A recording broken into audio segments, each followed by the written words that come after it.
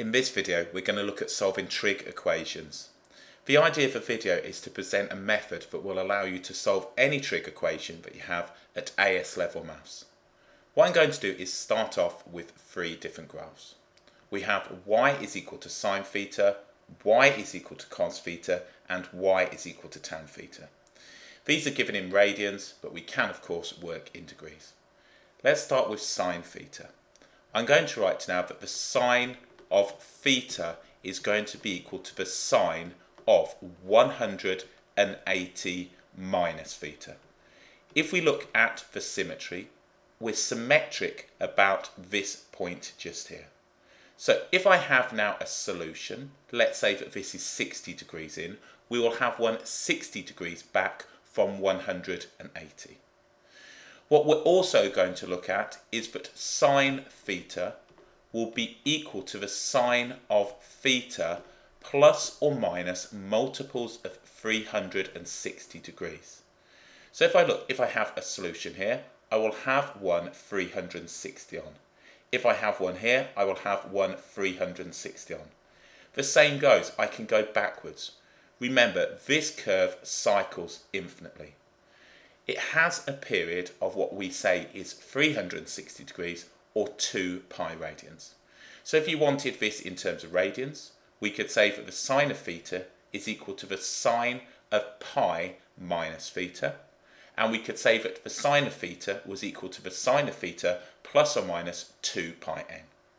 So when I'm solving equations, this is what I like to consider. Students often use graphs or the unit circle to solve. I prefer using this method. And what we're going to do is look at some equations and use this. If we have cos of theta, we can say that this is going to be cos of 360 minus theta. So if I look now, if I have a solution just here, I will have the same distance back from 2 pi. So we can see from here 2 pi or 360 degrees will give me the same solution. It's symmetric now about the line here, that's 180 degrees or pi radians. We also know that the cosine curve cycles every 360 degrees. So we can say cos theta is equal to cos theta plus or minus 360 n. So all this is saying is if we have a solution here, we're going to have one 360 on. If we have another solution here, we've got one 360 on, and so on and so forth. And that goes in both directions. So when I solve cosine equations in cosine, I'm going to use this property. This is now tan theta. Y is equal to tan theta.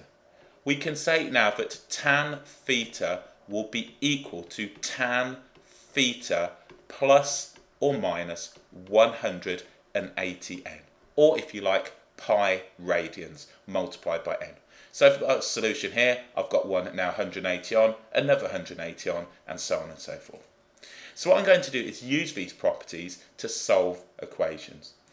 The cast diagram or unit circle, all the graphs are pretty handy. I like to think of the solutions now in terms of finding a principal value, the other one by symmetry, and just considering adding or subtracting multiples of 360 degrees or 2 pi radians. With cosine, we find a principal value.